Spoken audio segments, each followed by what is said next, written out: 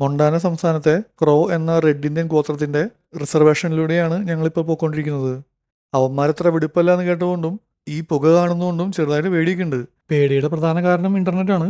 ഞങ്ങളിവിടെ കയറിനേക്കാളും മുന്നേ നോക്കിയപ്പോൾ പലരും പറയുന്നത് ഫുൾ ടാങ്ക് പെട്രോൾ അടിച്ച് നിർത്താണ്ട് പോകാനാണ്.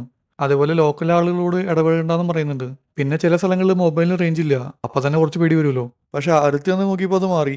നമ്മുടെ നാട്ടിൽ വേസ്റ്റ് കത്തിക്കില്ലേ, അതുപോലെ എന്തോ കത്തിക്കുകയാണ്. വീടിന്റെ സൈഡിലാണ് കത്തിക്കണേ.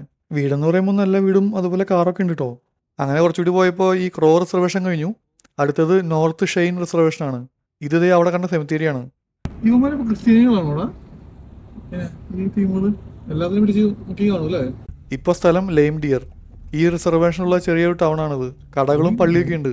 ഇവിടുന്ന് തൊട്ട് മഴയും തുടങ്ങി. റോഡിലൊക്കെ നിറച്ച് വെള്ളമായി. ഇനിയിപ്പോൾ അധികം സ്പീഡിൽ പോകാനും പറ്റില്ല. ഇവിടുന്ന് 20 മൈൽ കഴിഞ്ഞ് കഴിഞ്ഞാൽ ആഷ്ലാൻഡ് ആണ്. ഈ ആഷ്ലാൻഡ് ആണ് റെഡ് ഇന്ത്യക്കാരുടെ അതിർത്തി. അവിടെ വരെ എത്തിക്കഴിഞ്ഞാൽ പിന്നെ പ്രശ്നം ഉണ്ടാവില്ല എന്നാണ് ഇന്റർനെറ്റ് പറയണേ.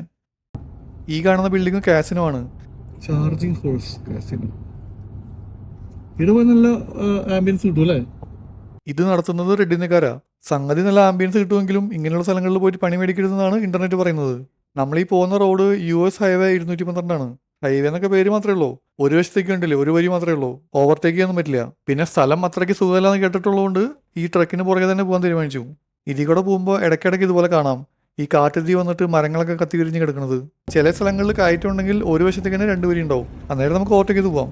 ഈ പോകുന്ന വഴിക്ക് ഒരു സൈഡിൽ ഒരു കാറ് കത്തി കിടക്കുന്നുണ്ടായിരുന്നു.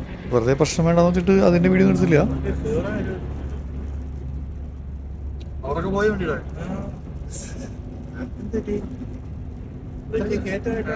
ഇൻഫിനിറ്റിയുടെ QX80 എന്ന് പറയുന്ന വണ്ടി ലക്ഷറിയൊക്കെയാണ്. 4-5 ദിവസം ഓടിച്ചെങ്കിലും നമുക്കിത് വാങ്ങിക്കാനായിട്ട് ഇതുവരും തോന്നിയില്ല. അങ്ങനെ ഒരു 10-12 കൂടിയിട്ട് ആഷ്ലാൻഡ് എത്തി. ആദ്യത്തെ എടുത്തിയാട്ടം കഴിഞ്ഞപ്പോൾ കുറച്ച് പേടി തോന്നി. പക്ഷെ എന്നാലും പ്രശ്നങ്ങളൊന്നും ഇല്ലാണ്ട് ഞങ്ങൾ റെഡ് ഇന്ത്യക്കാരുടെ സ്ഥലം കടന്നുപോയി.